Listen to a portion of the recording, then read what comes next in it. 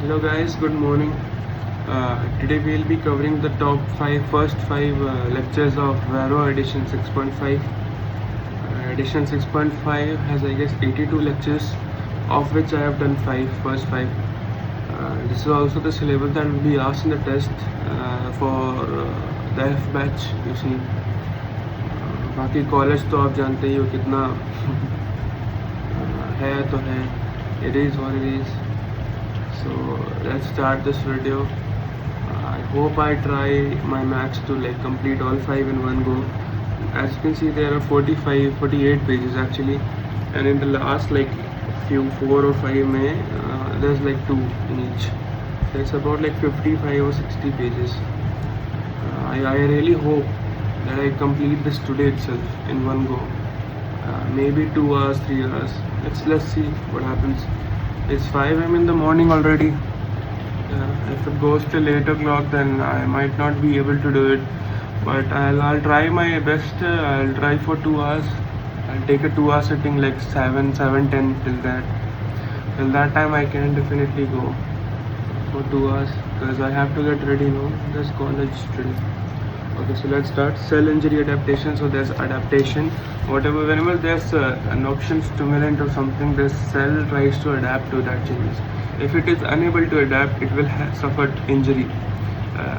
If the injury continues for a long time, it will have death, cellular death.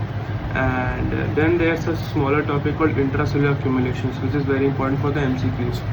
Okay, let's start.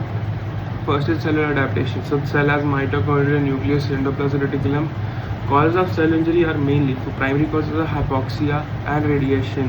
Hypoxia could be basically less oxygen supply to the tissues. Ischemia means less blood supply. So hypoxia can occur due to ischemia, okay? Because hypoxia means less oxygen supply, ischemia is less blood supply. If blood is not getting supplied, then oxygen also won't be supplied. So this is the primary cause. From the next cause is chemical stimulants, then radiation. Radiation is a physical agent. Then we have chemical agents as well. Chemical agents includes carcinogens. Then we have infectious agents such as bacteria and virus. Genetic abnormality. If the person is genetically abnormal, some syndrome or something from birth, then the cell injury might be affected. Then cell injury causes are first hypoxia or less oxygen. Also could be less blood, that is ischemia. Number 2, we have physical agents such as radiation. Number 3, chemical agents such as carcinogens. Number 4, genetic factors. Number 5, immunological factors. For instance, immunological factor basically means if someone immunity is per se, let's say, slow or fast. If he has slow or fast, then he will be affected. That is also a cause for cell injury. Then we have nutritional abnormality, marasmus and kwashiorkor, all of us know. Then cell injury again, as a topic proper, cell injury has cell adaptation. Then we have reversible cell injury. Then we have, if adaptation doesn't, reversible and irreversible cell injuries. Then we have cell death. Cell death is again necrosis, apoptosis, ferroptosis, and then pyroptosis. Okay, necrosis, apoptosis, necroptosis, ferroptosis, and apoptosis. So we need to learn half page on all 5 of these cell death types of cell death. And then cell adaptation is 4 or 5. Then there's reversible and irreversible cell injury. Then there's 5 types of cell death. That's it. That's basically the types. Then there's intracellular accumulations at the last. And then we have the procedure of what happens as a cell response during injury. That also is a big topic. Okay, adaptation. First is cellular adaptation. So adaptation we have 4. Hypertrophy means volume is increasing. Hyperplasia means the number of cells is increasing. Then we have metaplasia. Metaplasia basically means the whole the type of epithelium shifts from one type to other type. That's metaplasia. And then lastly but not least, we have atrophy. Okay, so these are the 4. We'll look into it all 4. First is hypertrophy. So this is hypertrophy. What do you mean by trophy? Trophy means volume. So hypertrophy means increased cell size. Okay, yeah, increased cell size. Number of cells will also increase, but mainly cell size is increasing. Okay, cell size is increasing. Okay, size of organ will be high, mechanism is by synthesis. How do you increase this volume of the cells? By increasing the synthesis of proteins. More and more the proteins will be synthesized. Okay, so let me just have think. So more synthesis of cellular proteins, which are like GATA4, NFAT, and MEF2. GATA4, NFAT, and MEF2. All three are the mechanisms by which done. Hypertrophy means increased synthesis of cellular proteins. Hypertrophy occurs in permanent non-dividing cell. Hypertrophy occurs in permanent non-dividing cell. Hypertrophy occurs in permanent non-dividing cell. What does that mean? It's present in the normal body cells of the body. Like you see, dividing cells are usually not our body. Majority of the cells in the human body are non-dividing or resting in the G0 phase, right? Then it's trying to say that the hypertrophy is seen in those which are stagnant and stable, because anyways the cell number is not increasing now, so it means the cell usually don't divide, and they, as a mechanism to cope up with cell injury, they try to increase in volume. There's that mechanism, because they can't divide only though. That's basically, it's like just saying the habit is what you do. Those who are very prone to divisions will divide them other. Those who are very less to divide will divide less. Okay, that's what it's trying to say. Hypertrophy occurs in permanent or non-dividing cells. Okay, for example, physiological changes and pathological changes. We'll study it in two parts: physiological and pathological. Okay. First is physiological, as in uterus during pregnancy. It's just increase in the number of volume of cells. Uterus in pregnancy, proliferation, no increase in number of cells. Then we have breast in the lactation, the size of cells increase. Then we have skeletal muscle in bodybuilders, that is also hyperplasia. So we have uterus, UBS, uterus in the pregnancy, breast in the lactation, and lastly but not least, we have skeletal muscles in the bodybuilders. This is physiological change, hypertrophy. Then we have pathological hypertrophy. Pathological hypertrophy, main thing is left ventricular hypertrophy. Hypertension or high blood pressure onto the left ventricle causes, like a high BP will be there, no? So as a cell adaptation mechanism, the cells will try to increase in size. Heart, so left ventricle provides to the whole body, no? So it will try to hypertrophize it will be, then it will cause left ventricle hypertrophy will come under the pathological. It's a defect. Plus what's the defect? Blood pressure is high. Hyperpressure, what is hypertension? Hypertension causes left ventricle hypertrophy. Then hypertrophy occurs due to proximal to obstruction. If the bladder in that there is a kidney stone is fixed up, then the bladder, what's the function of bladder? To contract and pass the urine, right? If the bladder is stuck somewhere, then the stucking part above to that, whatever will be there, it will try to proliferate and try to maximize its bulk, so as to make sure the contractions are even more harder, detrusor muscles and all that nonsense. So anatomy. So left ventricular hypertrophy also anatomy, and uterus also anatomy. Okay, detrusor muscles. So both muscles here. Okay. Then there was muscles in the skeletal system, skeletal muscles in the bodybuilders, and also in the female UBS, right? So uterus in the pregnancy, and the breast during the lactation, and the as is for the skeletal muscles in the bodybuilders. Lastly but not least, we have got अपना pathological, इसमें hypertension में left ventricular hypertrophy हो जाता है heart में, और क्या होता है, और यूट्रस में proximal to the part where there's I think BPH is written. No, I think it's not there. BPH is, I think it's in hyperplasia. Yeah. BPH is not really part of, ma'am said, but Marrow didn't say. Marrow said hyperplasia, BPH. Okay. Hyperplasia. Number of cells, so size of organ will be high. Yeah. Number of cells will be increased, size of organ will be high. Mechanism: growth factor induced proliferation of mature cells. Growth factor induced proliferation of mature cells. Occurs in dividing cell. Occurs in dividing cells. Okay, examples हो गया physiological and pathological. Physiological में हो गया hormonal, as in breast during puberty, breast during pregnancy. तो uterus during pregnancy was hormonal but मतलब वो physiological hypertrophy था, but breast during pregnancy है वो हाइपरप्लेजिया है, number of cells are actually increasing and also या वो प्यूबर्टी में वो uterus breast. Okay, then compensatory हो गया liver after partial hepatomegaly. Partial hepatomegaly करेंगे, थोड़ा सा काट देंगे तो लिवर हाइपोप्लेशिया करेगा, मतलब it will try to increase the cell number. Then we have pathological. Pathological में भी हार्मोन्स में हो गया एंड्रोजन और ईस्ट्रोजन। एंड्रोजन का हो गया BPH, benign prostatic hypertrophy. Then oestrogen से हो गया एंडोमेट्रियल हाइपरप्लेशिया। एंडोमेट्रियम, एंडोमेट्रियम क्या होता है, जो लाइनिंग होता है अपना ब्लैडर का, तो उसके कारण भी होता है। पर तो प्रेगनेंसी में यूट्रस में क्या होता है, प्रेगनेंसी में यूट्रस में होता है हाइपरट्रोफी, पर हार्मोन के कारण ईस्ट्रोजन के कारण एंडोमेट्रियम का यूट्रस में ही उसमें होगा हाइपोप्लेशिया। बाकी फिर ब्रेस्ट में लैक्टेशन में भी, और शायद लैक्टेशन में नहीं, प्यूबर्टी और प्रेगनेंसी में होगा हाइपोप्लेशिया, पर ब्रेस्ट का लैक्टेशन के समय हाइपरट्रोफी हो रहा था। बाकी फिर लिवर आफ्टर पार्शियल हेपेटोक्टमी, तो थोड़ा काट देंगे तो फिर लिवर का वो जो होगा वो भी एक तरह से है ना। अब आते हैं hyperplastic proliferations are fertile soil which cancers can develop. Hyperplastic proliferations are fertile soil in which cancers can develop.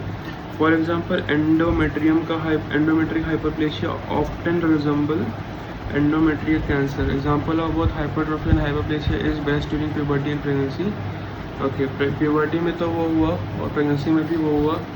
बाकी फिर यूट्रस ड्यूरिंग प्रेगनेंसी, तो यूट्रस ड्यूरिंग प्रेगनेंसी दोनों में, क्योंकि एंडोमेट्रियम में क्या हो रहा है हाइपरप्लेशिया, और breast during puberty and pregnancy भी दोनों में। पर ब्रेस्ट ड्यूरिंग लैक्टेशन किसमें है, सिर्फ और सिर्फ हाइपरट्रोफी में, पर breast during puberty and pregnancy दोनों में almost. Example of both hypertrophy and hyperplasia में क्या क्या आएगा, uterus during pregnancy and breast during pregnancy and puberty. Okay done. Next atrophy, cell size घट रहा है, सेल नंबर घट रहा है, साइज ऑफ ऑर्गन घट रहा है। मैकेनिज्म क्या है, अच्छा देखो हाइपरट्रोफी मतलब वॉल्यूम बढ़ाना, तो कैसे बढ़ा था, एक्सेसिव प्रोटीन सिंथेसिस पे, जो कि प्रोटीन रेगुलेटिंग कौन कौन है, रॉबिन्सन दिया हुआ है ना, गाटा, MEF2, NFAT। तो उसी प्रकार से जब प्रोटीन सिंथेसिस कम होगा तो उसको कहते हैं एट्रोफी, घटना, साइज में घटना, वॉल्यूम में घटना। और क्या है, ऑटोफेगी। ऑटोफेगी मतलब खुद को सेल खा जाता है जब, तो एग्जाम्पल क्या क्या है, फिजियोलॉजिकल भी है, पैथोलॉजिकल भी है। फिजियोलॉजिकल क्या क्या, जैसे डिसअपियरेंस ऑफ जो अपना वेस्टिजियल ऑर्गन्स है, मे भी कह सकते हो, not so important embryonic structures है, उनका जो डिसअपियरेंस है उसमें काम आता है एट्रोफी, खुद को एट्रोफाई करके ख़त्म कर देना। एट्रोफी मतलब डेथ बेसिकली, और डिसअपियरेंस और सेल नंबर घटना या सेल साइज घटना एट्रोफी हो गया। तो disappearance of notochord, thyroglossal duct, या थायरोग्लोसल डक्ट पता है अपने को, थायराइड और उसके बीच में होता है, शायद वो डेवलपमेंट में आता है, थायराइड और टंग के बीच में है ना।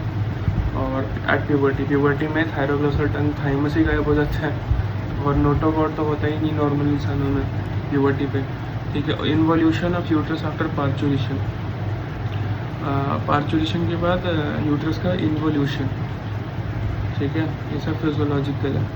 पैथोलॉजिकल मतलब खराब, उसमें क्या क्या, senile atrophy, ischaemic atrophy, ischaemic मतलब वाटर ऑक्सीजन वो है, denervation atrophy, loss of nerve supply, pressure atrophy, disuse atrophy, nutritional atrophy.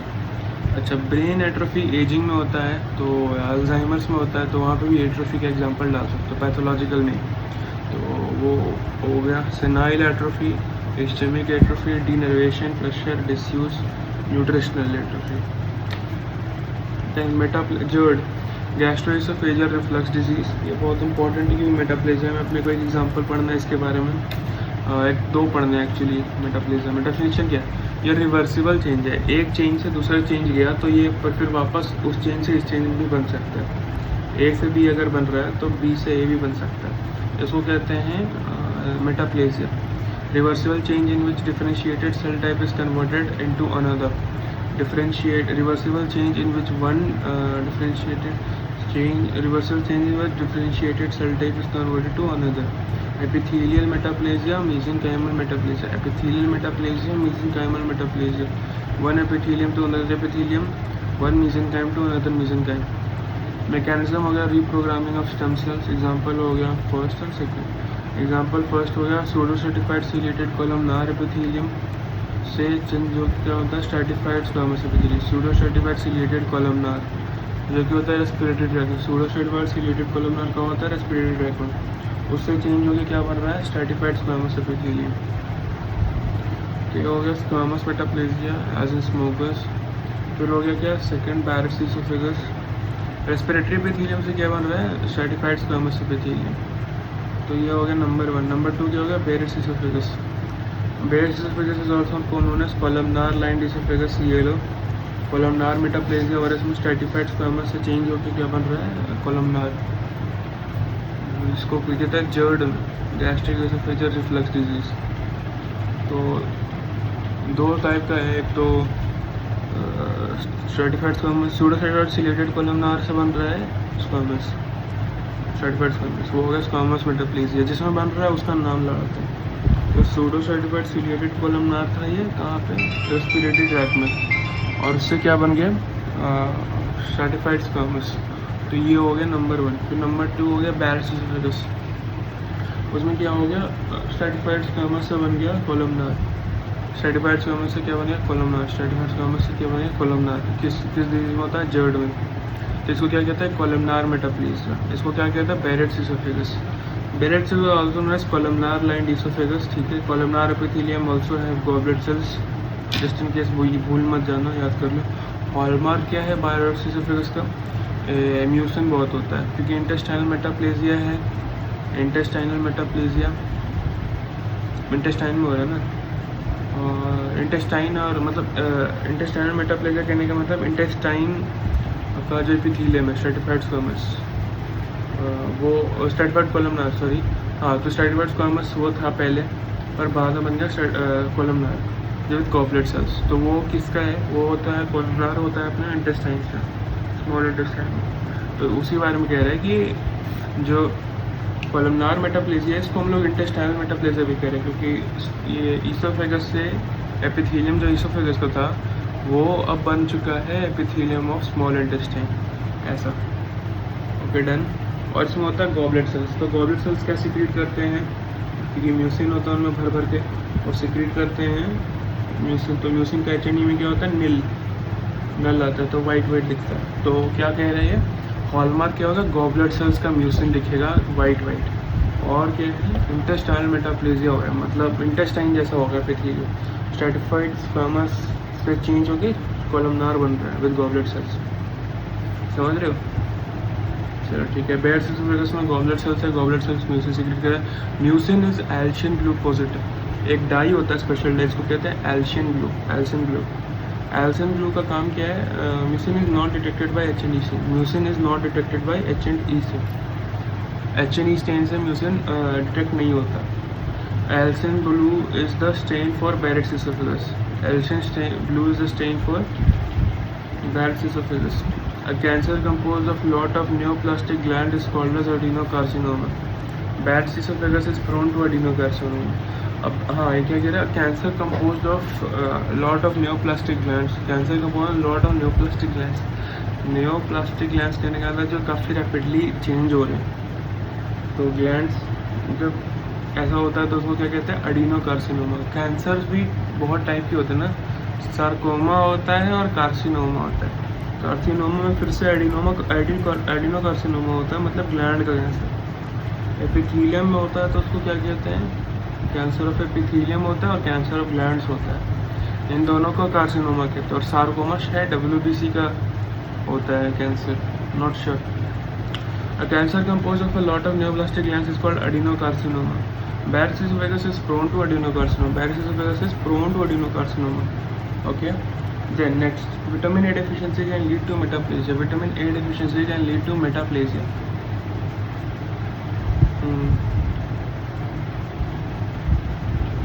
Vitamin deficiency can lead to metaplasia पढ़ा हुआ अपने.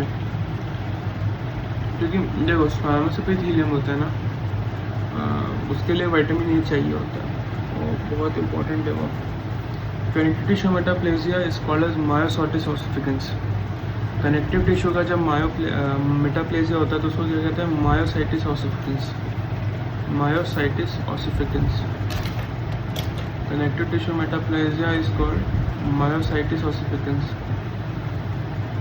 Vitamin A deficiency can lead to metaplasia. Connective tissue metaplasia is also called as myositis ossificans. Barrett's clinical pathology. 57-year-old man retrosteral chest pain. Pain is worst at night and after heavy meal. He taken pantoprazole without relief. Upper endoscopy showed ulceration in distal esophagus and proximally dislocated Z-leg. Biopsy of distal esophagus, mature columnar epithelium with goblet cell. Which of the following findings underlies the same pathomechanism as cellular changes seen in this patient? तो ये हो गया beds oesophagus. क्यों?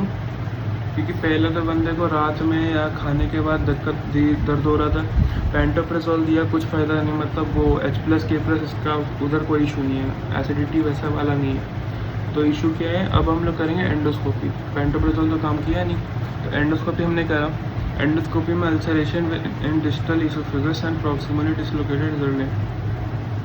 Distal oesophagus में ulceration है कि अंत mainly वहीं पे होता है, स्टार्ट जहाँ पे इसोफेगस का एंड पार्ट होता है ना, वहीं पे होता है ये सब। क्या कहते हैं, बेरेट्स इसोफेगस यूजुअली वहीं पे होता है जहाँ स्टमक और इसोफेगस मिलते हैं। फिर क्या, बायोप्सी के लिए भेजा, तो क्या बोलता है, mature columnar epithelium with goblet cells. ये कहाँ का होता है, ये कहाँ का एपिथेलियम है, इंटेस्टाइनल एपिथेलियम, यानी इंटेस्टाइनल मेटाप्लेजिया हो गया, स्ट्रेटिफाइड स्क्वामा से चेंज होकर के हो गया मैच्योर कोलमनार एपिथेलियम, ठीक है, विद गॉबलेट सेल्स। तो इस एपिथेलियम चेंज किया है हमने बायोप्सी से, तो उससे अपने को पता लगा कि बैरेट्स इसोफेगस है। Okay, the case is Barrett's metaplasia. हम लोग कौन सा पढ़ रहे हैं, सेल एडाप्टेशन का part number 3, hypertrophy, hypoplasia and then metaplasia, ठीक है। तो बैरेट्स मेटाप्लेजिया होगी कोलमनार मेटाप्लेजिया से स्ट्रैटिफाइड स्क्वामस एपिथेलियम से columnar epithelium. Other example of metaplasia is squamous metaplasia जिसमें सूडोसाइट कोलमनार से स्ट्रैटिफाइड स्क्वामस एपिथेलियम है, सूडो स्ट्रैटिफाइड कोलमनार से स्ट्रैटिफाइड स्क्वामस एपिथेलियम है। Which of the following falls on removal of stimulus necrosis can, ये बहुत important है। Atrophy is a type of reversible cell injury. Atrophy is a type of reversible. How do I know this? Because metaplasia is reversible. Or atrophy is a type of reversible cell injury. Yes, it is. Atrophy is basically decrease in number of cells and decrease in size of cells, and overall the organ will be decreased size. So atrophy is a reversible, true. Plasma membrane blebbing occurs in reversible cell injury, true. Reversible cell injury में plasma membrane का bleeding होता है, plasma membrane ऐसे फूल के cut के निकलते हैं, ऐसे वेसिकल्स बना देता है, छोटा छोटा सेल के छोटे छोटे टुकड़े हो जाते हैं सेल इंजरी में, रिवर्सिबल सेल इंजरी में। और इरिवर्सिबल में तो खैर न्यूक्लियर डैमेज, कैरियोकाइनेसिस, एक्सेसिस, पायरोकाइनेसिस, वो सब हो जाते हैं। Will see will depend. पर ये बहुत गलत है। नेक्रोसिस मतलब प्रॉपर सेल डेथ हो गया और वो कभी रिजुविनेट नहीं कर पाएगा। Necrosis is a very bad, ना, necrosis is a very bad thing.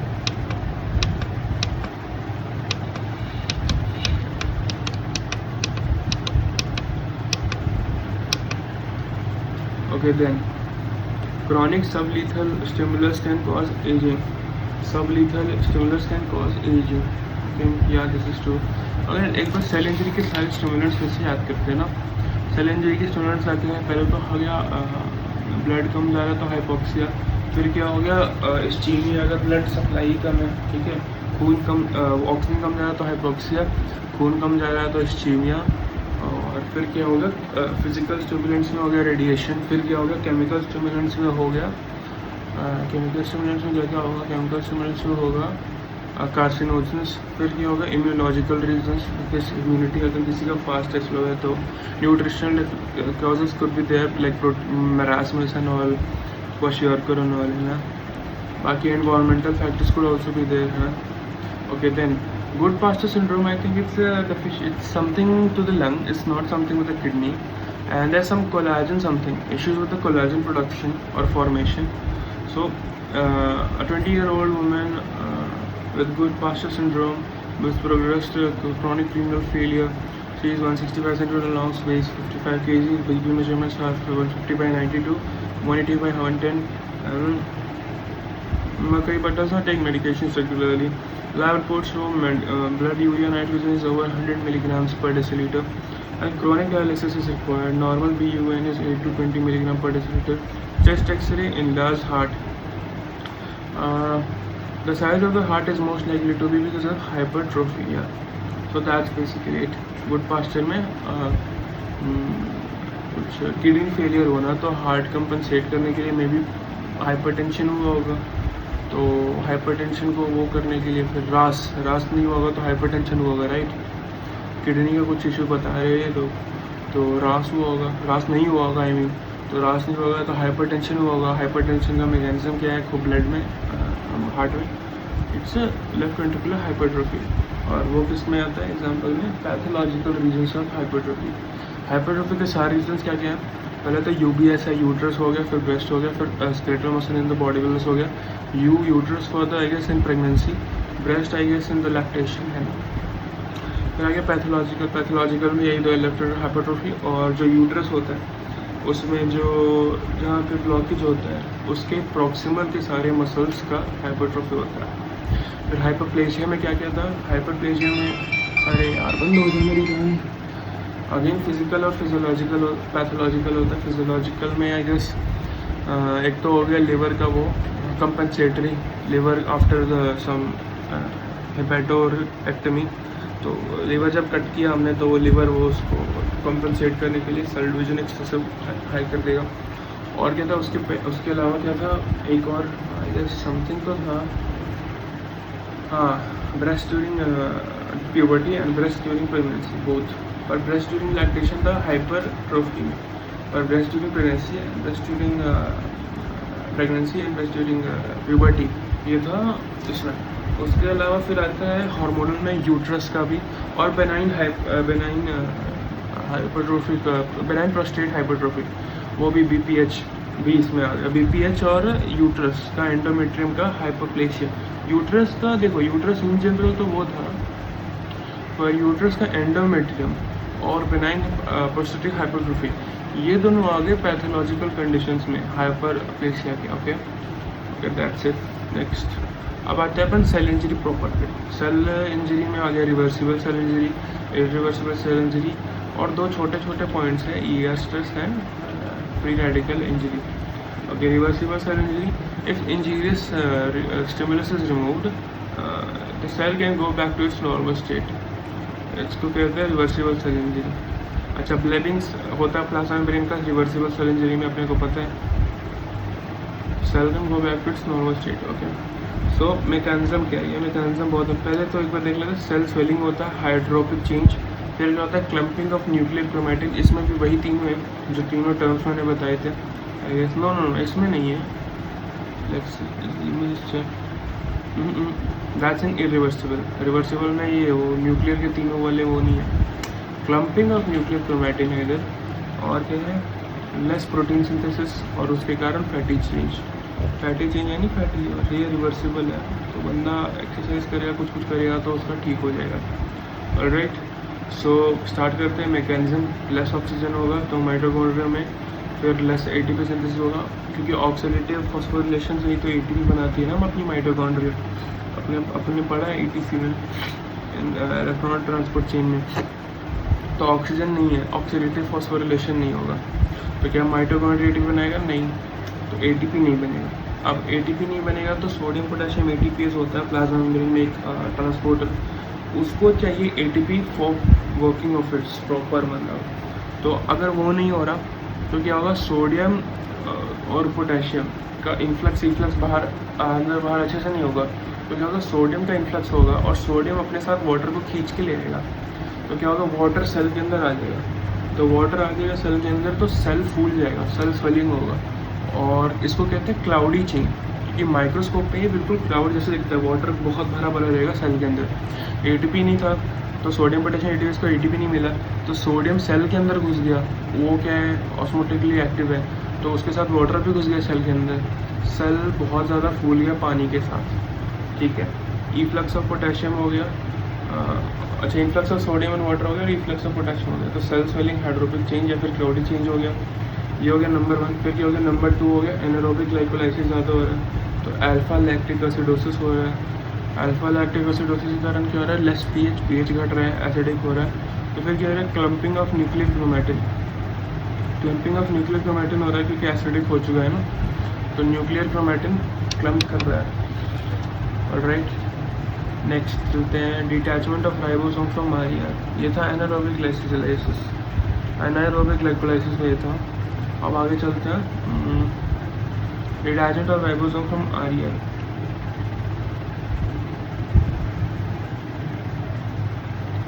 ATP नहीं है तो एरोबिक ग्लाइकोलाइसिस हो नहीं रहा। एनारोबिक ग्लाइकोलाइसिस से क्या होता है, लैक्टिक एसिड, तो लैक्टिक एसिडोसिस हो रहा है, तो पीएच घट रहा है, तो उससे क्या हो रहा है, न्यूक्लियर क्रोमैटिन का क्लम्पिंग हो रहा है। फिर आ गया detachment of ribosome from RER. Rough endoplasmic reticulum से आरईआर का डिटैचमेंट हो रहा है एटीपी कम होने के कारण, तो प्रोटीन सिंथेसिस कम हो रहा है और फैटी सिंथेसिस ज़्यादा हो रहा है, तो लोग लिपिड चेंज। क्यों, क्योंकि राइबोसोम जो है वो आरईआर एंडोप्लाज्मिक रेटिकुलम से मिल नहीं पा रहा, डिटैच हो जा रहा है, क्योंकि एटीपी चाहिए उसके लिए। राइबोसोम को मिलने के लिए आरईआर से, तो उसके लिए एटीपी चाहिए होता है, तो वो नहीं अगर मिलेगा तो क्या होगा, प्रोटीन सिंथेसिस कम होगा। तो प्रोटीन सिंथेसिस कम होगा तो लिपिड सिंथेसिस ज़्यादा हो जाएगा, तो क्या होगा, फैटी चेन। फैटी चेन का रीज़न क्या है, राइबोसोम आरईआर के साथ मिल नहीं पा रहा है एटीपी के कमी के कारण। Clamping of the nuclear chromatin का रीज़न क्या है, जो अपना वो है लैक्टिक एसिड, वो बन रहा है एनारोबिक ग्लाइकोलाइसिस के कारण, क्योंकि एनारोबिक ग्लाइकोलाइसिस ही हो रहा है यहाँ पे। अब सेल स्वेलिंग, हाइड्रोपिक चेंज या फिर क्लाउडी चेंज का क्या क्या होता है, वास्कुलर वैक्यूलर डीरेगुलेशन, ये भी इंपॉर्टेंट है। Endoplasmic reticulum swelling, okay. फिर क्या क्या है,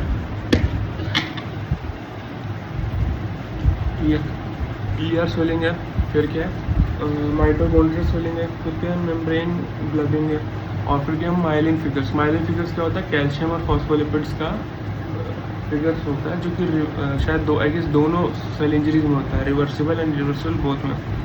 तो क्लाउडी चेंज हो गया, ईआर स्वेलिंग हो गया, मेम्ब्रेन स्वेलिंग हो गया, मेम्ब्रेन ब्लीडिंग हो गया, माइलिन फिगर्स हो गए। फिर क्या, damage to phospholipid bilayer, damage to phospholipid bilayer, okay ना। Most common organelle affected reversible cell injury और अपोप्टोसिस और calcification first develops in mitochondria. सबसे इंपॉर्टेंट ऑर्गेनली जो कि डिस्टर्ब हो रहा है हो गया माइटोकॉन्ड्रिया। सबसे पहला ऑर्गेनली जिसमें कैल्सिफिकेशन स्टार्ट हो रहा है वो हो गया mitochondria. Most important morphological feature of reversible cell injury, most important morphological feature है microscopic feature of reversible cell injury, cell swelling, hydropic change और क्लाउडी चेंज। अच्छा, सेल स्वेलिंग, हाइड्रोपिक चेंज और क्लाउडी चेंज, हाइड्रोपिक, क्लाउडी और cell swelling. Water के कारण, क्योंकि sodium potassium eighties काम नहीं कर रहा, क्योंकि एटीपी की कमी है, तो सोडियम अंदर घुस रहा है पानी के साथ, पोटेशियम बाहर जा रहा है, ओके। ये हो गया सेल स्वेलिंग का रीज़न। फिर एनर्जी है नहीं, तो एटीपी कम है, तो माइटोकॉन्ड्रिया एनारोबिक ग्लाइकोलाइसिस कर रहे हैं। एनारोबिक ग्लाइकोलाइसिस से लैक्टिक एसिड बनता है, लैक्टिक एसिडोसिस से पीएच कम हो जाता है, तो क्लम्पिंग ऑफ न्यूक्लियर क्रोमैटिन हो जाता है। एटीपी कमी होने के कारण राइबोसोम्स आरईआर से अटैच नहीं हो पा रहे। राइबोसोम्स क्योंकि आरईआर से अटैच नहीं हो पा रहे, they cannot help in formation of protein, so protein कम बन रहे हैं और अब क्या लिपिड बहुत बन रहा है, तो फैटी चेंज हो जा रहा है। माइलिन फिगर्स, जैसे मैंने कहा, दोनों रिवर्सिबल इरिवर्सिबल सेल इंजरीज में होता है, compose of calcium and phospholipids. Calcium phospholipid they look like myelin, okay.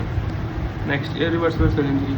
Most important light power microscope change is nuclear change. Irreversible में क्या मेनली डैमेज होता है, nucleus.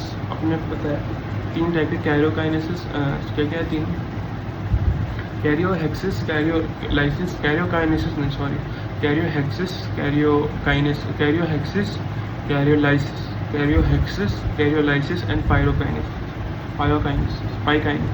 पाइकिनोसिस, pyknosis, karyorrhexis and karyolysis, karyorrhexis, karyolysis, pyknosis, karyorrhexis and karyolysis. तो पहले इसमें main power light microscope में irreversible में क्या दिखता है, nuclear change, okay, nuclear damage, okay. 2 things characterize irreversibly और mitochondrial dysfunction and membrane dysfunction, mitochondrial dysfunction and membrane dysfunction, mitochondrial dysfunction and membrane dysfunction, mainly यही 2 पॉइंट्स है इसमें। Cell membrane dysfunction में क्या हो गया, persistence in various stimuli, lose its selective permeability, increase cytosolic calcium. तो cell membrane dysfunction है और माइटोकॉन्ड्रियल, 2 पॉइंट पढ़ना है इसमें। उधर क्या था 4 पॉइंट, क्या क्या था उधर था क्लम्पिंग ऑफ न्यूक्लियर क्रोमैटिन, पर न्यूक्लियर डैमेज ऐसा नहीं होता है सच। और क्या हो रहा था, लिपिड चेंज हो रहा था, प्रोटीन सिंथेसिस कम हो रहा था, और क्या हो रहा था, क्लाउडी चेंज या फिर हाइड्रोफिल चेंज या फिर वाटर का उसमें। इधर क्या हो रहा है, इधर 2 पार्ट्स में अपन पढ़ते हैं। पहले तो माइटोकॉन्ड्रियल चेंजेस, उसमें हो गया क्या क्या, और हो गया सेल मेम्ब्रेन का वो। तो सेल मेम्ब्रेन डिस्फंक्शन में क्या कह रहे हैं, परसिस्टेंट इंजरी स्टिमुलाई के कारण सेलेक्टिव परमेबिलिटी घट जाता है, तो अंदर कैल्शियम बहुत बढ़ जाता है, ठीक है, कैल्सिफिकेशन हो जाता है, ठीक है। और क्या फॉस्फोलाइपेजेस होता है, breakdown of phospholipid leads two membrane dysfunction and producing myelin figures. Membrane dysfunction हो गया तो प्रोडक्शन ऑफ माइलिन फिगर्स हो गया। फिर क्या है, एंडोन्यूक्लियस और डीएनएस, ये दोनों क्या करेगा, डीएनए डैमेज कराएगा। फिर क्या है, प्रोटीएजेस, ये करेगा प्रोटीन ब्रेकडाउन। फिर क्या होगा, एटीपीएस, ये करेगा increase ATP. Okay, that's it. फिर आगे चलते हैं, clinico-pathological correlation in disorders like MI or liver disease, enzymes can be measured in blood. In disorders like myocardial infarction or liver disease, enzymes can be measured in blood because there is membrane dysfunction, they leak out of the cell. In disorders like MI or liver disease, enzymes can be measured in blood because there is a membrane dysfunction and they leak out of the cell. Clinico-pathological correlation क्या है? अच्छा,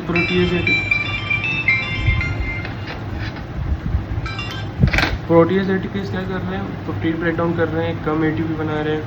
endonuclease और DNS क्या करा रहे हैं, calcium, DNA डाल सब किससे एक्टिवेट हो रहे हैं, कैल्शियम से। कैल्शियम क्यों इतना ज़्यादा हो रहा है, क्योंकि मेम्ब्रेन परमेबिलिटी लूज करती है। सो क्या है, सेल मेम्ब्रेन का फीचर क्या है, सेल मेम्ब्रेन के साइड में सेल मेम्ब्रेन का सेलेक्टिव परमेबिलिटी कम हो चुका है, तो कैल्शियम क्या है, बहुत ज़्यादा बढ़ रहा है अंदर। तो उसके कारण क्या हो रहा है, ये सब चीज़ें हो रही है। जैसे कि डीएनए बढ़ रहा है तो डीएनए डैमेज होगा, एंडोन्यूक्लियस हो रहा है तो डीएनए डैमेज होगा, प्रोटीएस हो रहा है तो प्रोटीन ब्रेकडाउन होगा, प्रोटीएस प्रोटीन खाने वाला, एटीपीएस हो रहा है तो एटीपी कम होगा, एटीपी यूज़ हो जाएगा, फॉस्फोलाइपेज होगा तो ब्रेकडाउन ऑफ फॉस्फोलिपिड कर देगा, और फॉस्फोलिपिड होता है सेल मेम्ब्रेन में, तो माइलिन फिगर बना देगा, कैल्शियम और फॉस्फोलिपिड्स का वो होता है ना। अब आते हैं क्लिनिको-पैथोलॉजिकल कोरिलेशन। इधर से क्या मेन चीज़ है, क्योंकि सेल मेम्ब्रेन का लाइसिस हो रहा है, सेल मेम्ब्रेन टूट रहा है ना, अपन देखा कि सेल मेम्ब्रेन टूट रहा है। वाई इज इट टूटिंग, why is it because of phospholipases. Calciums ions activate phospholipases and this those phospholipases will destroy the cell membrane का phospholipid bilayer, that's it basically. और अब चूँकि वो प्लाज्मा मेम्ब्रेन ब्रेक हो चुकी है ना, तो जो एंजाइम्स हैं वो सेल के अंदर वो leak out of the cell हो जाएंगे। तो ये बहुत बड़ा फीचर है इस साइड का, सेल मेम्ब्रेन इंजरी का लीक आउट वाला फीचर बहुत इंपॉर्टेंट। और ये कैसे हो रहा है, कैल्शियम ज़्यादा हो रहा है क्योंकि सेलेक्टिव परमेबिलिटी कम हो गई, कैल्शियम अंदर ज़्यादा हो जा रहा है, तो कैल्शियम फॉस्फोलाइपेजेस को एक्टिवेट कर रहा है, वो सेल मेम्ब्रेन ही तोड़ दे रहा है। अच्छा, there is a membrane dysfunction, membrane dysfunction पढ़ रहे हैं हम लोग ऑब्वियसली, और there leak out of the cell enzymes. तो ये किस में हो रहा है, in disorders like myocardial infarction और liver diseases, enzymes can be measured in blood. Why, हम लोग एमआई में सीखे हैं भी, और लिवर में डिफरेंट ALP, AST, ALP है ना, AST, ALT, ALP, और कहते हैं GGT, और 5 अरे मान लो क्या था, 5U समथिंग था ना, 5 यूरासिल, नहीं 5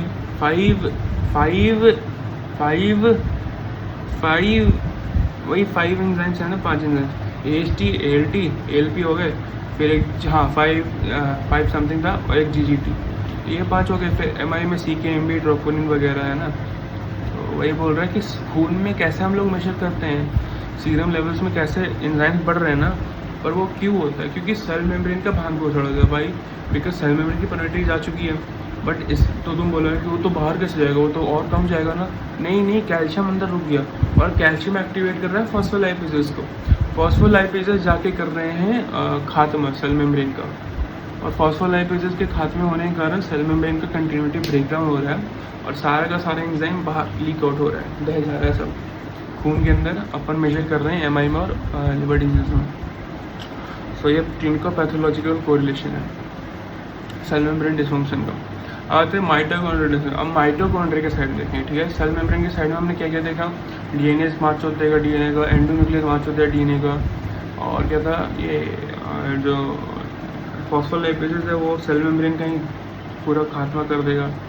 ये 3 तो पहले हो गए। फिर क्या था इन सब के बाद था चौथा नंबर पे हाँ ये ATPase कम ATP कर देगा प्रोटीन को तोड़ देगा। तो ये सेल मेम्ब्रेन का साइड वाला पार्ट हुआ इरिवर्सिबल सेल इंजरी का, ये इरिवर्सिबल है। और अब आते हैं इरिवर्सिबल सेल इंजरी का माइटोकॉन्ड्रियल साइड। तो 2 फैक्टर है इसमें। सेल मेम्ब्रेन का हमने सारा पढ़ लिया और क्या है उसका वो सेल लीकेज ऑफ एंजाइम्स जो भी है। अब आते हैं नंबर 2 पे हो गया mitochondrial dysfunction, large flocculent amorphous densities mitochondria के अंदर होगा। इन माइटोकॉन्ड्रिया ये हो गया characteristic feature of irreversible cell injury, large flocculent amorphous density. Flocculent मतलब सब एक साथ मिलकर फ्लॉक करके रहे, लार्ज इसीलिए बड़े हो गए। और क्या है अमॉर्फस कहने का मतलब I am not sure, I don't really know the meaning of the word amorphous. Characteristic feature of irreversible cell injury. The large flocculent amorphous densities on the mitochondria only being seen on electron microscopy. Nuclear changes, most important light microscopic features in irreversible cell injury. Most important light microscopic features seen in irreversible cell injury. Most important light microscope features seen in irreversible cell injury. Most important light microscope हमने start में ही पढ़ा था कि nuclear का वो change irreversible cell injury में light microscope में भी दिख जाता है, बहुत इंपॉर्टेंट है। और रिवर्सिबल का सबसे इम्पोर्टेंट वो खैर उधर ऐसा कुछ लाइट माइक्रोस्कोप नहीं था, और रिवर्सिबल का सबसे इम्पोर्टेंट क्या था, सबसे इम्पोर्टेंट होता था रिवर्सिबल सबसे इम्पोर्टेंट था सेल चेंज या फिर हाइड्रोफिक चेंज या फिर क्लाउडी चेंज, है ना। इधर लाइट माइक्रोस्कोप में कौन सा चेंज तुम देख सकते हो इरिवर्सिबल में, न्यूक्लियर चेंज, क्योंकि लाइट माइक्रोस्कोप में न्यूक्लियर दिख जाता है। क्या कहते हैं पाइकिनोसिस था, फिर कैरियोहेक्सिस था, फिर कैरियोकाइनेसिस था। पाइकिनोसिस में क्या है, shrinkage of clumping of nuclear chromatin, hyperchromasia हो जाएगा, काफ़ी ज़्यादा गाढ़ा रंग का दिखेगा क्योंकि न्यूक्लियर क्रोमैटिन स्ट्रंक कर जाएगा। फिर हो कैरियोहेक्सिस में क्या होगा, fragmentation of nuclear chromatin, fragmentation of nuclear chromatin, ये हो गया कैरियोहेक्सिस।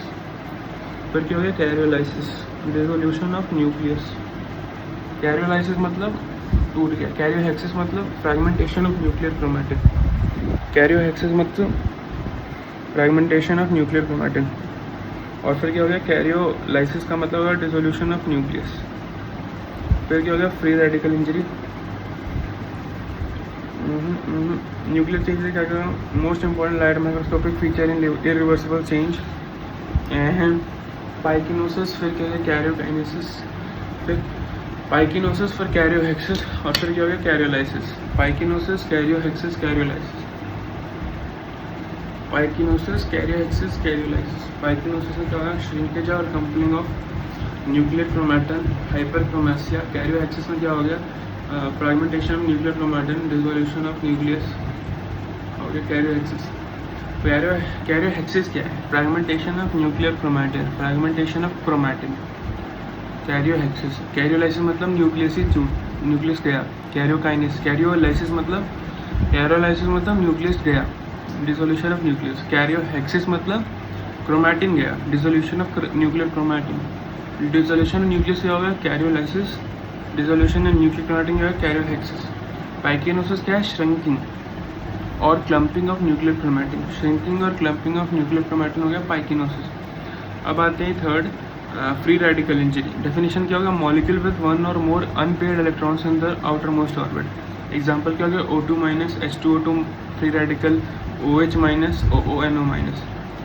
Most potent free radical is OH minus, ये याद रखना। H2O2 फ्री रेडिकल हम लोग को लगता है, पर OH माइनस फ्री रेडिकल सबसे ज़्यादा इंपॉर्टेंट है। Most potent free radical is OH minus, most potent free radical is OH minus. Excess free radicals oxidative stress हो गया, तो उससे क्या होगा, एजिंग होगा, कैंसर हो गया, न्यूरो डिजेनरेटिव डिसऑर्डर हो गया जैसे कि अल्जाइमर डिजीज, और ये होगा reperfusion energy and injury. Ageing, cancer, neuro degenerative disorder जैसे कि Alzheimer's, reperfusion injury. Production of free radicals में क्या हो गया, OH minus is the most potent free radical, O2 से O2 माइनस बन रहा है। फिर क्या हो गया, सुपर ऑक्साइड डिस्मुटेज से H2O2 का फ्री ऑफ वो बन रहा है फ्री रेडिकल। फिर H2O2 फ्री रेडिकल से OH माइनस बन जा रहा है। इधर क्या Fe2 प्लस से Fe3 प्लस हो रहा है, कहने का मतलब क्या है, Fe2 plus Fe3 plus oxidise हो रहा है, पर उसी समय H2O2 से OH माइनस रिड्यूस हो रहा है। और क्या हो गया, आयरन, कॉपर और copper proteins are transfer in ferritin and cellular plasma, transfer in ferritin and cellular plasma. और ये हो गया hence always bound and can not always produce free radicals, hence always bound and can not always produce free radicals. OH minus is most potent free radical, OH minus is most potent free radical, OH minus is most potent free radical। ठीक है, free radical injury में क्या होगा, definition molecule with one or more unpaired electrons in their outermost orbit. Example क्या होगा, O2 minus H2O2 free radical, OH minus ONO minus most potent free radical हो गया, OH minus excess free radical हो गया oxidative state. ये क्या हो गया, ageing, cancer, neurodegenerative disorder, Alzheimer's disease. और फिर जो है reperfusion energy injury, production of free radicals हो गया O2 से O2 माइनस, SOD से हो गया H2O2, H2O2 से क्या होगा OH माइनस, Fe2 प्लस हो गया, फिर 3 प्लस फेंटेंस रिएक्शन क्या होता है, फेंटेंस रिएक्शन क्या है, H2O2 से OH माइनस जाना। OH is the most reactive, most potent and reactive free radical. O2 से O2 माइनस बना, SOD से H2O2 बना, और H2O2 से फेंटेंस रिएक्शन से Fe3 प्लस Fe2 प्लस होकर के वो OH माइनस बना। Iron copper proteins are transferring ferritin and cellular plasma, transferring ferritin and cellular plasma, transferring ferritin and cellular plasma। ये दोनों क्या है, तीनों क्या है, iron and copper proteins, hence always bound and cannot always produce free radical। Iron copper proteins are transferring ferritin and cellular plasma, transferring ferritin cellular plasma। सब ये iron transport में तीनों आते हैं, ट्रांसफेरिन, फेरिटिन और सेलुलर प्लाज्मा, तीनों उधर है। Enzymes leading to free radical production हो गया, अरे यार, enzymes leading to free radical production ये क्या हो गया, NADPH oxidase, xanthine oxidase, super oxide dismutase, NADPH oxidase, xanthine oxidase and super oxide dismutase. Okay, they cause severe injury by oxidative modification of protein, damage to DNA for oxidation of membranes। They cause injury by oxidative modification of protein, damage to DNA and lipid per oxidation of membrane। NADPH oxidase, xanthine oxidase and superoxide dismutase। Oxide dismutase क्या कर रहा था, O2 से H2O2 बना रहा था, O2 से H2O2 बना रहा था सुपरऑक्साइड डिस्मुटेज। डोएड में क्या होता है, स्क्वामस एपिथेलियम से बन जाता है, कोलमनार एपिथेलियम। और रेस्पिरेटरी में क्या होता है, स्यूडोस्टेटिक सिलेटेड कोलमनार से बन जाता है वो squamous. NADPH oxidase, xanthine oxidase and salt, है ना। They cause injury by oxidative modification of proteins, damage to DNA, lipid per oxidation of membranes। Antioxidants का होगा non enzymatic and enzymatic. Non enzymatic क्या होगा, vitamin A, C, E। Vitamin A is not an antioxidant in aqueous humor of eye। Vitamin A is not an antioxidant in aqueous humor of eye। Vitamin A, C, E। और क्या होगा, selenium, magnesium और zinc, selenium, manganese और zinc, selenium, manganese और zinc, selenium, manganese और zinc. Non enzymatic, enzymatic में क्या होगा, super oxide dismutase, catalase, glutathione peroxidase, super oxide dismutase, catalase और glutathione peroxidase. Super oxide dismutase में क्या, inactivate super oxide free radicals, copper, zinc, SOD and manganese SOD, SOD1, SOD2, copper, zinc और manganese. Copper, zinc, SOD हो गया, copper, zinc, super oxide dismutase, और क्या हो गया, manganese SOD, manganese super oxide dismutase. ये हो गया SOD1 और ये हो गया SOD2। SOD1 हो गया साइटोप्लाज्म, SOD2 हो गया माइटोकॉन्ड्रिया में। Brain is protected from free radical injury by SOD1, brain is protected from free radical injury by SOD1। Clinicopathological correlation हो गया, म्यूटेशन ऑफ SOD1 हो गया, amyotrophic lateral sclerosis. Mutation of SOD1 में क्या हो गया, अमायोट्रोफिक लैटरल स्क्लेरोसिस। कैटलेज हो गया, inactivates H2O2 minus and present in peroxisome. Catalase inactivates H2O2 minus. So catalase हो गया फ्री रेडिकल इंजरी का enzyme.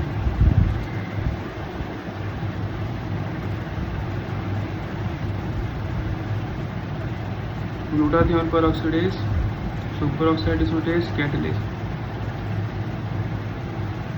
Copper, zinc SOD and manganese SOD। फिर क्या हो गया, कॉपर, जिंक SOD हो गया SOD1, और क्या हो गया, मैंगनीज SOD हो गया SOD2। मैंगनीज से Mn हो गया, M से माइटोकॉन्ड्रिया हो गया, कॉपर में C हो गया, C से साइटोप्लाज्म हो गया। तो कॉपर, जिंक SOD हो गया साइटोप्लाज्म में। Brain is protected from free radical injury by SOD1, brain is protected from free radical injury by SOD1, brain is produced from free radical injury by SOD1. Clinical pathological correlation is mutation of SOD1 हो गया, myotrophic lateral sclerosis. Mutation of SOD1 हो गया, myotrophic lateral sclerosis. Catalase हो गया, inactivates H2O2 minus and present in peroxisomes. Catalase हो गया, inactivates H2O2 minus and present in peroxisomes. Catalase हो गया, inactivates H2O2 minus and present in peroxisomes. Catalase हो गया, inactivates H2O2 minus and present in peroxisomes. Catalase हो गया, inactivates H2O2 minus and present in peroxisome. Catalase कहाँ होता है? Peroxisome में होता है. पेरोक्सिसोम क्या है? एक ऑर्गेनेली है. ओके, सो कॉपर जिंक एसओडी हो गया और मैंगनीज एसओडी हो गया. कॉपर जिंक एसओडी क्या हो गया? टाइप 1 सुपर ऑक्साइड एसिटेज टाइप 1 कॉपर जिंक. और मैंगनीज सुपर ऑक्साइड एसिटेज क्या होगा? सुपर ऑक्साइड एसिटेज टाइप 2 माइटोकॉन्ड्रिया में होता है. कॉपर जिंक का होता है साइटोप्लाज्म में. Brain is produced from free radical injury by SOD1. Brain is product from free radical. Brain का प्रोडक्शन में कौन सा एसओडी है? ब्रेन के प्रोडक्शन में सुपर ऑक्साइड एसिटेज टाइप 1 है. क्लिनिको पैथोलॉजिकल कोरिलेशन हो गया, म्यूटेशन ऑफ SOD1 हो गया, amyotrophic lateral sclerosis. Amyotrophic lateral sclerosis. Amyotrophic lateral sclerosis. Clinical correlation में क्या क्या होगा? क्लिनिको पैथोलॉजिकल कोरिलेशन क्या होगा? Mutation of SOD1, amyotrophic lateral sclerosis. Amyotrophic lateral sclerosis. Catalase क्या हो गया? Inactivates H2O2 minus and present in peroxisomes. Catalase क्या हो गया? Inactivates H2O2 minus and present in peroxisomes.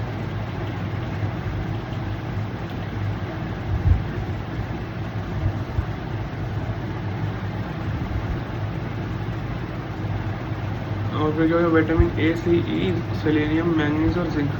Super oxide dismutase, catalase and glutathione peroxidase. Okay, 3 हो गए. Okay, next चले. Catalase हो गया, inactivates H2O2 present in peroxisome. Catalase का होता है? Present in peroxisome. चलो अब याद हो गया. इनएक्टिवेट क्या करता है? H2O2 माइनस को इनएक्टिवेट करता है.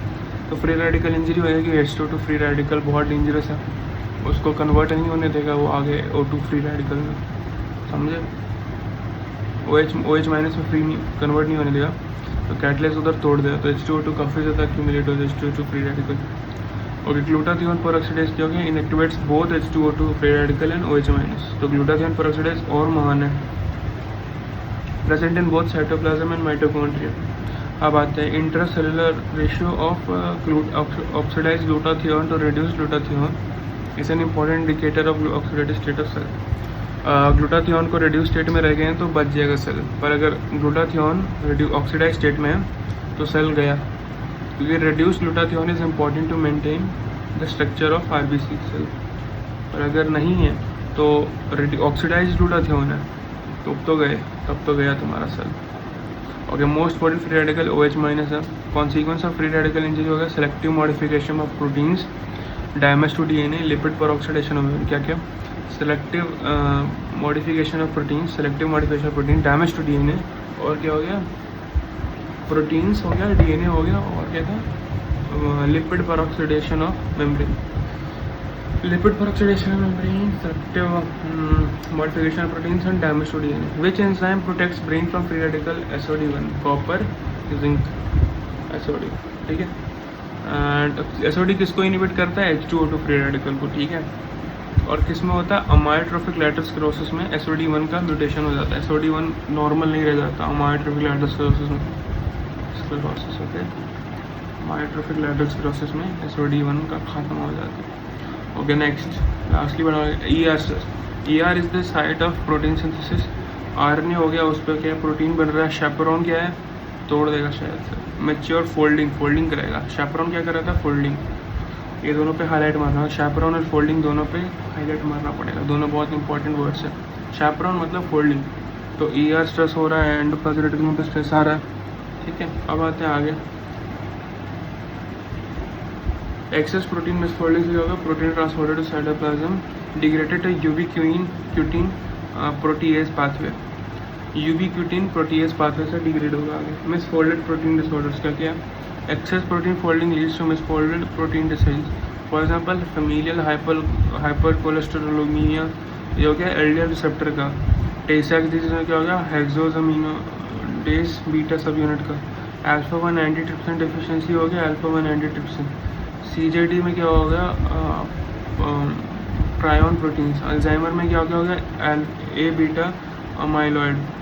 सिस्टिक फाइब्रोसिस में क्या होगा, CFTR। ओके, एक्सेस प्रोटीन में फोल्डिंग क्या हो गया, protein transported to cytoplasm degraded by ubiquitin proteasome pathway, degraded by ubiquitin proteasome pathway. Misfolded protein disorders हो गया, excess protein folding leads to misfolding protein disease, excess protein folding leads to misfolded protein disease. For example familial hypercholesterolemia, LDL receptor. Tay Sachs disease हो गया, hexosaminidase beta subunit. Alpha 1 antitrypsin disease हो गया, alpha 1 antitrypsin deficiency से क्या हो गया, alpha 1 antitrypsin में किसका मिसफोल्डिंग हो रहा है, टेसाक्स में किसका हो रहा है, hexosaminidase A beta subunit, हेक्सोजामिनिडेज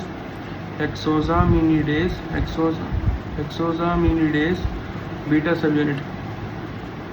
alpha 1 antitrypsin deficiency हो गया, alpha 1 antitrypsin.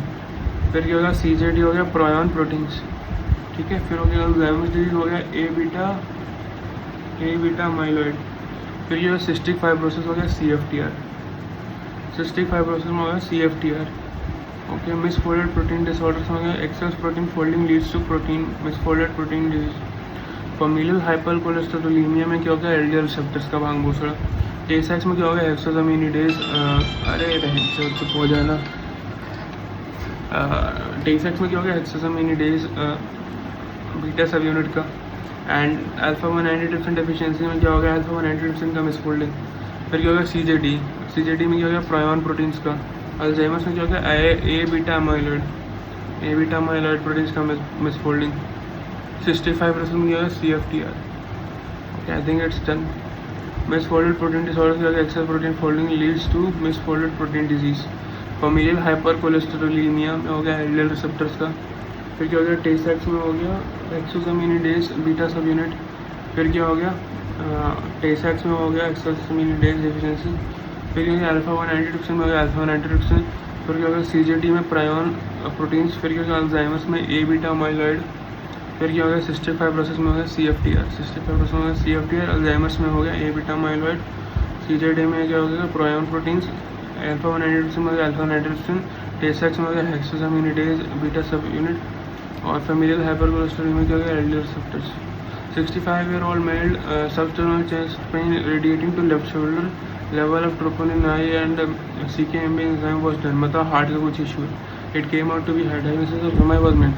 Few hours later, person died. What is the most likely reason for enzyme leak? Enzyme leak का main cause क्या होता है? Irreversible cell injury. Defects in cell membrane. Okay. Defect in cell membrane क्यों होता है? Phospholipase हो जाता है क्योंकि कैल्शियम ज़्यादा होता है सेल मेम्ब्रेन में होता है डिफेक्ट।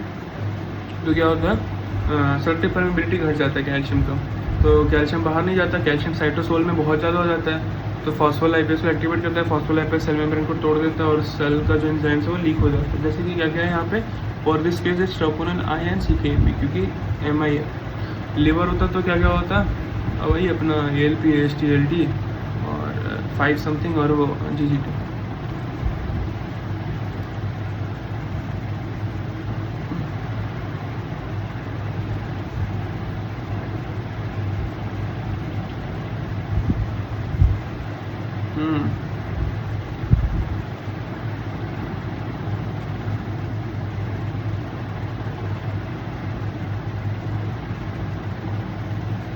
देखो एंजाइम जो कि फ्री रेडिकल का प्रोडक्शन कर रहे हैं उसमें हो गया NADPH ऑक्सीडेज, xanthine ऑक्सीडेज और सुपर ऑक्साइड डिस्मुटेज। ठीक है,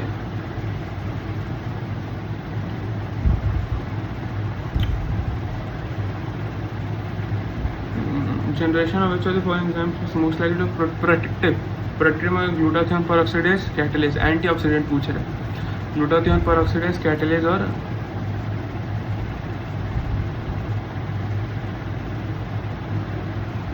सुपर ऑक्साइड डिस्मुटेज भी तो होगा। गाइस आई गेस इसका 1, 2 और 1 सुपर ऑक्सीडेज ऑप्शन में नहीं है, तो हाँ ए और बी हो गया। तो यही तीन हो गया, ग्लूटाथियोन पेरोक्साइडेज, ये दोनों को इनिबिट करता है, GH2 को फ्री रेडिकल और OH- दोनों को, कैटेलेस सिर्फ OH- को, और सुपर ऑक्सीडेज क्या करता है, सुपर ऑक्सीडेज क्या करता है, super oxidase SOD1 SOD2 copper zinc और साइटोप्लाज्मिक हो गया वो SOD1, और कॉपर मैंगनीज वाला हो गया माइटोकॉन्ड्रिया में SOD2, और यह था SOD1 ब्रेन को प्रोटेक्ट करता है, अमायोट्रोफिक लैटरल स्क्लेरोसिस हो जाता है अगर नहीं होता तो, और क्या होता है, यही है बस। और कैटेलेस OH- को इनिबिट करेगा, ग्लूटाथियोन पेरोक्साइडेज दोनों को इनिबिट करेगा, H2O2- और OH- दोनों को। That's it basically. आगे चलते हैं। 53-year-old man suffers with cardiac arrest after 40 minutes of resuscitative efforts. A regular heart rate is established. A thrombolytic agent TPA is administered. Tissue plasminogen activator. Which of the following cellular processes are most likely to occur in this myocardium following administration of TPA? TPA है tissue हाँ ये बहुत important, tissue plasminogen activator is sometimes correlated with free radical injury, not sure why, but देखते हैं। Myocardial infection दिया तो उसके लिए टिश्यू प्लाज्मिनोजन एक्टिवेटर को एक्टिवेट किया, फिर उससे क्या हुआ, प्रोडक्शन ऑफ फ्री रेडिकल्स और एक्सैजरेशन ऑफ सिम्टम्स हो जाता है। This phenomenon is called ischaemic reperfusion energy. ये उल्टा हो जाता है, अपन दे रहे थे क्यों, रिससिटेटिव एफर्ट के बाद उसका रेगुलर हार्ट बीट तो हुआ, पर अपन थ्रोम्बोलाइटिक थ्रोम्बस जो है उसको लाइसिस करने के लिए दिया TPA को, पर कभी कभी क्या है उल्टा ही हो जाता है, एक्सैजरेशन ऑफ सिम्टम्स हो जाता है और प्रोडक्शन ऑफ फ्री रेडिकल्स हो जाता है, क्योंकि थ्रोम्बोलाइसिस को तोड़ने के लिए अपन TPA दिया ना, और TPA का फंक्शनिंग क्या है, फ्री रेडिकल, तो फ्री रेडिकल बना देता है। तो कभी कभी उल्टा ही हो जाता है, मतलब सिम्टम्स और बढ़ जाते हैं, थ्रोम्बस तो जाता है पर थ्रोम्बस जाता कैसे, फ्री रेडिकल प्रोडक्शन करवा के, और फ्री रेडिकल कभी कभी उल्टा काम भी करा सकते हैं, वो ऑक्सीडाइज करा सकते हैं टिश्यूज़ को, तो इसको क्या कहते हैं, ischaemic reperfusion energy, ischaemic reperfusion energy. अब आता है सेल डेथ पे, तो नेक्रोसिस, एपोप्टोसिस, नेक्रोप्टोसिस और फेरोप्टोसिस, और पायरोप्टोसिस और ऑटोफेगी, ये 6 टाइप, नेक्रोसिस, एपोप्टोसिस, नेक्रोप्टोसिस, पायरोप्टोसिस, फेरोप्टोसिस और पायरोप्टोसिस और ऑटोफेगी। नेक्रोसिस हो गया always pathological, necrosis is always possible, it is not irreversible. ऐसा नहीं है कि अपन जो स्टिमुलेंट है उसको हटा देंगे तो वापस सेल नॉर्मल हो जाए, नहीं, नेक्रोसिस मतलब गया, no issue. Irreversible cell injury है ना, कुछ वैसा समझ लो। और ब्लेबिंग कहाँ होता है, रिवर्सिबल में, और न्यूक्लियस कहाँ जाता है, इरिवर्सिबल में। केसेस फॉर्म में पाइकिनोसिस में श्रिंकिंग हो गया मैटर का, फिर कैरियोहेक्सिस में क्या हो गया, क्रोमेटिन का लाइसिस, और कैरियो लाइसिस में क्या हो गया, न्यूक्लियस का ही लाइसिस हो गया। नेक्रोसिस में आ जाओ, मैकेनिज्म ऑफ नेक्रोसिस हो गया डीनेचुरेशन ऑफ प्रोटीन या फिर enzymatic digestion of dead cells. Wait, I will just take a minute, 5 minute break, I am tired now.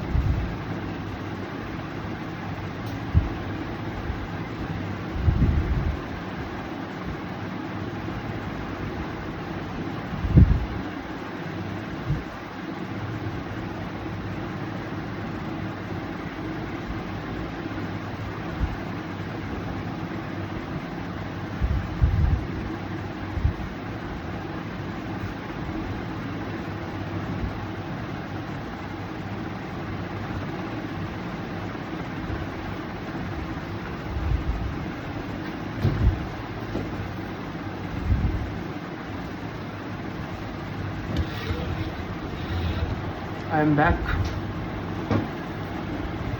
So necrosis, apoptosis, pyroptosis, and necroptosis. Necrosis always pathological, never physiologically. Necrosis never normal death. That is called apoptosis. No. Atrophy. That's atrophy. Atrophy is reversible. Atrophy is reversible. Necrosis is not reversible. Necrosis is always pathological. Mechanism of necrosis is denaturation of protein and enzymatic digestion of cells. Damage of the cell membrane, contents leak out the cell, elicits an inflammatory reaction. Necrosis is usually accidental. It's always pathological. Works by two mechanisms: degradation of proteins or enzymatic action, digestion of cells by leaking of enzymes. Okay, its types are 6 types. First of all, we have coagulative, then we have liquefactive, then we have gaseous, then we have fat, then we have fibroid, and then lastly but not the least we have gangrene. So first is coagulative necrosis. Where is it seen? As an infarct in the heart. So most common type of necrosis occurs in all solid organs except brain. Coagulative necrosis doesn't occur in brain. It's more of a dry gangrene type of necrosis. Most commonly seen in heart or other organs are spleen, kidney, liver, heart. Not seen in brain. Coagulative necrosis is seen in heart. Other than heart, it is spleen, kidney, liver, heart. Okay. It's a dry gangrene type of infarct. Infarct is seen. Infarction basically means when there is reverse blood supply. Main cause of cell injury is infarction or hypoxia. Is localized area of coagulative necrosis. It's a dry gangrene type of necrosis.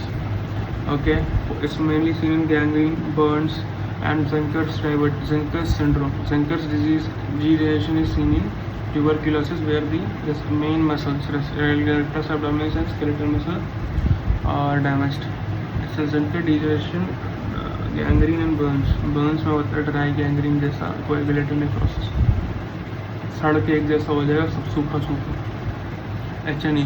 In coagulative necrosis, the cell outlines are preserved; they are not broken. Cell outline can be measured, can be seen, can be observed. Densely eosinophilic appearance, pink color due to loss of cytoplasmic RNA. RNA is lost, cytoplasmic RNA is lost. So densely eosinophilic or pink color. Glassy appearance due to loss of glycogen. Loss of glycogen के कारण glassy appearance होगा. और क्या होगा? Moth eaten appearance due to digestion of organelle by lysosomal enzymes. Moth eaten appearance due to digestion of organelle by lysosomal enzyme. Then हो गया liquefactive necrosis, हो गया colliquative necrosis. Enzymatic digestion of cells हो गया पहला brain abscess and fungal infection. Brain abscess and fungal infection. Cell outlines are not preserved, can be considered to be a type of wet gangrene. Liquefactive necrosis, collicutive necrosis, enzymatic digestion of cells. Example हो गया brain abscess and fungal infection. Cell outlines are not preserved, can be considered to be a type of wet gangrene. Liquefactive necrosis or collicutive necrosis, brain abscess and fungal infection. Cell outlines are not preserved, can be considered to be a type of wet gangrene. फिर क्या है? Caseous necrosis, चीज like appearance. Example है tuberculosis. ज़ेंकर्स degeneration भी tuberculosis में होता है, पर ज़ेंकर डिजेनरेशन टाइफाइड में होता है.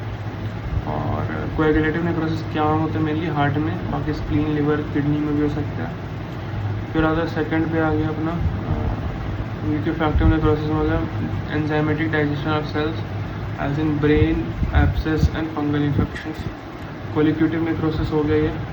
लिक्विफैक्टिव नेक्रोसिस हो गया colliquative necrosis. Cell outlines are not preserved in collicutive or liquefactive. Okay, can be considered to be a type of wet gangrene. Wet gangrene हो गया liquefactive necrosis.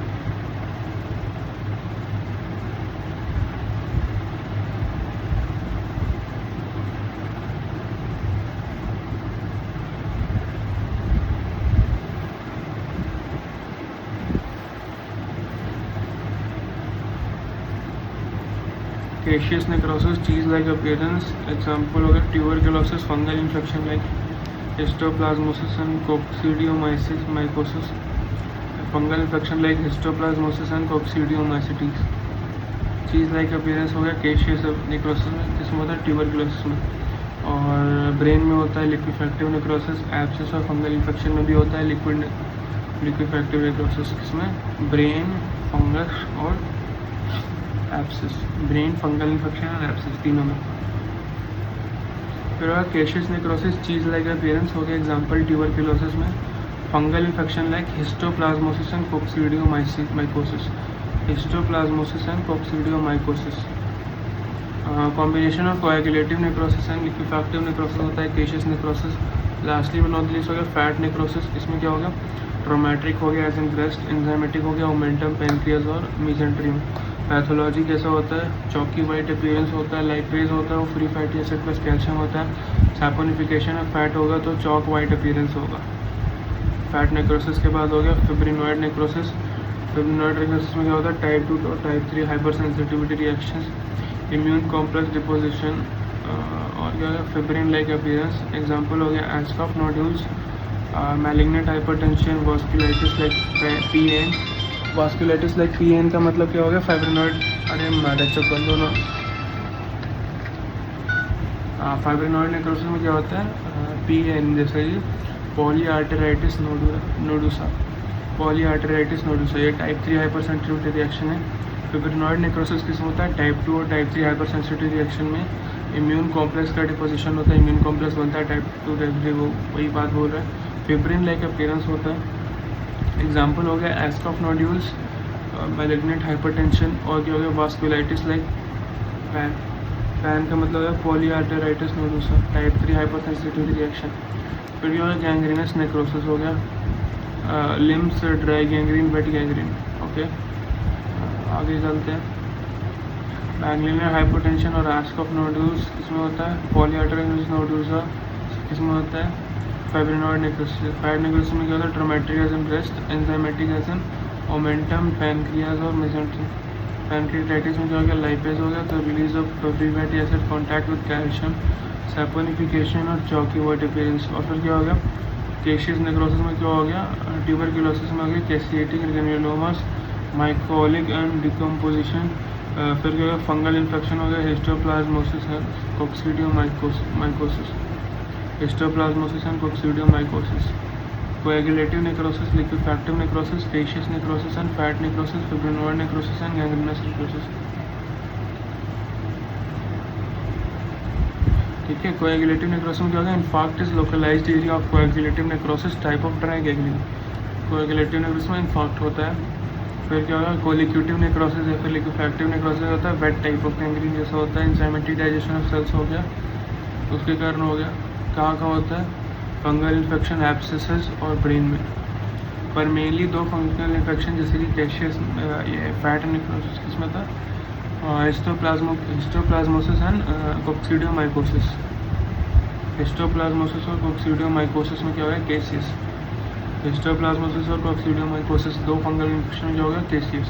बाकी लिक्विफैक्टिव में mainly fungal हो गया और जो है एब्सेस हो गया और क्या हो गया फंगल इन्फेक्शन की ब्रेन में हो गया। कोएगुलेटिव नेक्रोसिस क्या हो रहा था पहला तो हो गया अपना हार्ट, उसके अलावा किडनी, स्प्लीन, लिवर।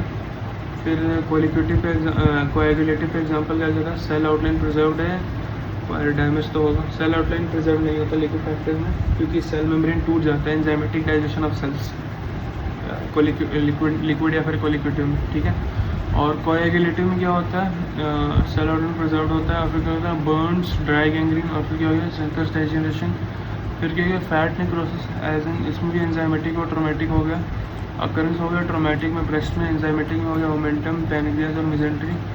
एग्जांपल्स हो गया पैनक्रियाटाइटिस में हो गया लाइपेज से release of free fatty acid, contact with calcium, saponification, चौकी वाइट अपीयरेंस, ठीक है। फिर क्या हो गया फिब्रिनॉइड नेक्रोसिस, इम्यून कॉम्प्लेक्सेस हो गया deposition in the vessel wall, fibrin like appearance, fibrinoid necrosis seen in type 2 और टाइप 3 हाइपरसेंसिटिव रिएक्शन। फिब्रिनॉइड बहुत इंपॉर्टेंट है। Fibrinoid type 2 type 3 hyper sensitivity reaction में होगा। टाइफॉइड यानी कि ज़ेंकर्स डिजनरेशन वो हो गया कोएगुलेटिव में। और टाइफॉइड कहाँ था टाइफॉइड था केशियस में। फिर क्या था, फैट नेक्रोसिस किसमें हो रहा था, कैल्शियम, चॉकी वाइट, वो सब। और फिर क्या हो रहा था, फिब्रिन में टाइप 2 टाइप 3 हाइपरसेंटेटिव रिएक्शन है, जैसे कि polyarthritis nodosa, Aschoff nodules, etcetera etcetera. Aschoff nodules में रूमेटिक हार्ट डिजीज में, मैलिग्नेंट हाइपरटेंशन में क्या होगा, पॉलीआर्थराइटिस नोडुसा। मैलिग्नेंट हाइपरटेंशन में क्या होगा, पॉलीआर्थराइटिस नोडुसा, वास्कुलाइटिस हो जाता है मैलिग्नेंट हाइपरटेंशन में। और फिर क्या है, गैंग्रीनस में हो गया, गैंग्रीन ड्राई और वेट हो सकता है, लोअर लिम्स मेनली अफेक्टेड होते हैं। अब आगे जाते हैं एपोप्टोसिस में। डेफिनेशन, ऑर्गेनिज्म कौन सा, सिनोरॉप्टाइटिस एलिगेंस में होता है सबसे ज़्यादा स्टडी। एपोप्टोसिस यानी प्रोग्राम सेल डेथ का सबसे ज़्यादा पढ़ाई लिखाई किस ऑर्गेनिज्म में हुआ, Caenorhabditis elegans. Genetically program cell death हो गया। एपोप्टोसिस का मतलब होता है falling of single cell death हो गया।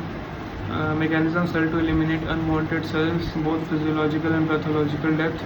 फिजियोलॉजिकल एपोप्टोसिस हो गया, ऑर्गेनोजेनेसिस और एम्ब्रियोजेनेसिस, फिंगर फॉर्मेशन होता है, ठीक है। एंडोमेट्रियल शेडिंग ऑफ मेंस्ट्रुएशन, ये हो गया। और क्या क्या हो गया, death of self reactive lymphocyte, death of self reactive lymphocytes. फिर क्या हो गया, cells which have completed there purpose, ऐसे कि न्यूट्रोफिल्स आफ्टर इन्फ्लेमेशन, तो उन लोग का प्रोग्राम सेल डेथ होता है, सुसाइड, ओके। ऑर्गेनोजेनेसिस और एम्ब्रियोजेनेसिस, ठीक है। फिर क्या हो गया, एंडोमेट्रियल शेडिंग ऑफ मेंस्ट्रुएशन। फिर क्या हो गया, death of self reactive lymphocyte, cells which have completed their purpose, example neutrophils after inflammation। ये हो गया फिजियोलॉजिकल एपोप्टोसिस। फिर क्या हो गया, पैथोलॉजिकल एपोप्टोसिस में DNA damage, misfolded protein disease जैसे कि cystic fibrosis, alpha 1 antitrypsin deficiency. Misfolded protein disease में क्या है, सिस्टिक फाइब्रोसिस और alpha 1 antitrypsin deficiency. Cystic fibrosis में क्या था, CFTR था ना शायद डेफिशिएंट, आई थिंक, या मिसफोल्डिंग ऑफ प्रोटीन्स में।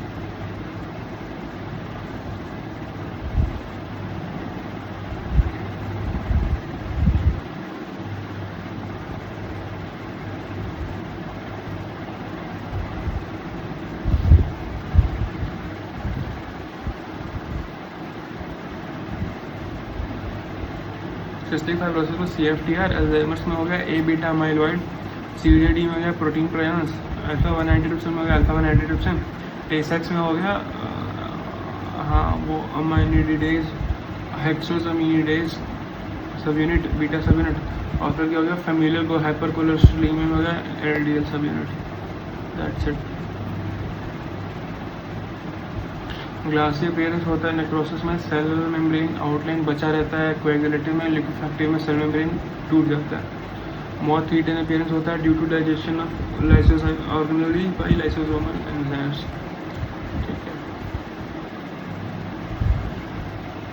फैट नेक्रोसिस में चॉकी वाइट अपीयरेंस की होगा, लीवर टूट जाएगा तो जो प्रोटीन वो बाहर आ जाएगा, लाइपेज, तो फ्री फैटी एसिड रिलीज होगा तो कैल्शियम के साथ वो मिल जाएगा और फिर बना देगा सैपोनिफिकेशन करके साबुन बना देगा, तो उसका ज़्यादा चॉकी वाइट दिखेगा। इसमें सबसे ज़्यादा एपोप्टोसिस हुआ है पढ़ाई लिखाई, Caenorhabditis elegans. Mechanism of cell to eliminate unwanted cells, both physiological and pathological death. Physiological apoptosis में क्या, organogenesis, embryogenesis. Endometrial shedding during menstruation, endometrial shedding during menstruation में प्रोग्राम सेल देते हैं, ल्यूटिव फेज 12 दिन का होगा, उसके बाद वो मर जाएगा। Death of self reactive lymphocytes, organogenesis या फिर एम्ब्रियोजेनेसिस में भी इसका मतलब हो गया फिंगर फॉर्मेशन। जैसे फिंगर होता है ना, पहले एक पूरा वेब होता है, फिर वो ऐसे अंदर कटते कटते ऐसे पूरा फिंगर बन जाता है डिजिट्स बेबी का, बेबी नहीं सॉरी एम्ब्रियो में होता है। तो ऑर्गेनोजेनेसिस यानी ऑर्गन का फॉर्मेशन के लिए स्पेसिफिकली काट काट के उसको ऐसे शेप बनाते हैं वो लोग बॉडी में, एम्ब्रियोजेनेसिस कराते हैं।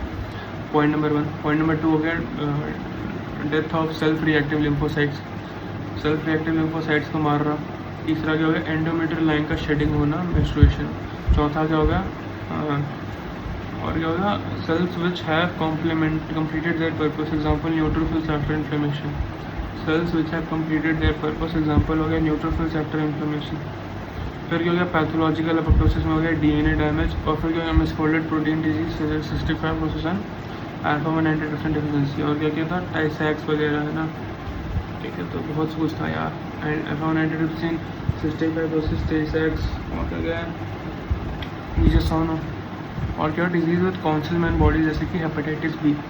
हेपेटाइटिस बी में भी हो गया disease with Councilman bodies. Hepatitis B में क्या होता है, कॉन्सिलमैन बॉडीज, ये सब क्या है, pathological apoptosis, pathological program cell देते हैं, तो ये सब गलत है, पैथोलॉजिकल तो गलत है, इसकी डीएनए डैमेज गलत है, मिसफोल्डेड प्रोटीन सिंथेसिस डिजीज़ वो भी गलत है। वो क्या है, सब apoptosis. Okay, misfolded protein disease के कारण जो प्रोटीन का मिसफोल्डिंग के कारण जो सेल डेथ हो रहा है उसको कहते हैं, वो एपोप्टोसिस का एग्जाम्पल आ रहा है, क्योंकि वो प्रोग्राम सेल डेथ है, प्रोटीन मिसफोल्ड हो चुका है, अब वो बस टाइम बॉम्ब है, कभी भी मरने वाला है। तो प्रोग्राम जेनेटिक सेल डेथ है, वो जेनेटिक प्रोग्राम सेल डेथ हुआ मिसफोल्डेड प्रोटीन, जैसे कि CFTR हो गया तो सिस्टिक फाइब्रोसिस, अल्फा 1 एटर से मिसफोल्डिंग हो गया तो अल्फा 1 एटर डेफिशिएंसी वाला हो गया, तो वही सब है। टेसाक में क्या था, अमीनिडेज, ग्लाइकोसामिनिडेज बीटा सब यूनिट, और फेमिलियल हाइपरकोलेस्टेरोलेमिया क्या होगा, LDL रिसेप्टर का, है ना।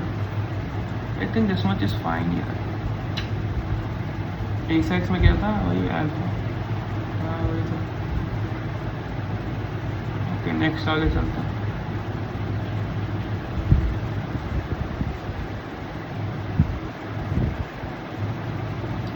टेसाक में हेक्सोसामिनिडेज बीटा सब यूनिट, और क्या था, अल्फा 1 एंटीट्रिप्सिन में हो गया अल्फा 1, CJD में हो गया प्रायोल, ठीक है। अल्जाइमर्स में हो गया A beta amyloid. Okay, that's it. Next आगे चलते हैं।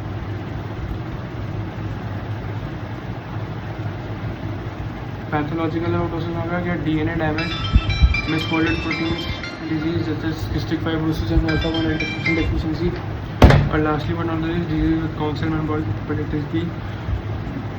Morphological features of apoptosis, clinical agent क्या क्या है, सेल साइज श्रिंकेज हो गया। अर्लीस्ट मॉर्फोलॉजिकल फीचर, सबसे पहला फीचर है cell size shrinkage, plasma membrane is intact, no inflammation, peripheral chromatin condensation, most characteristic feature of morphological feature.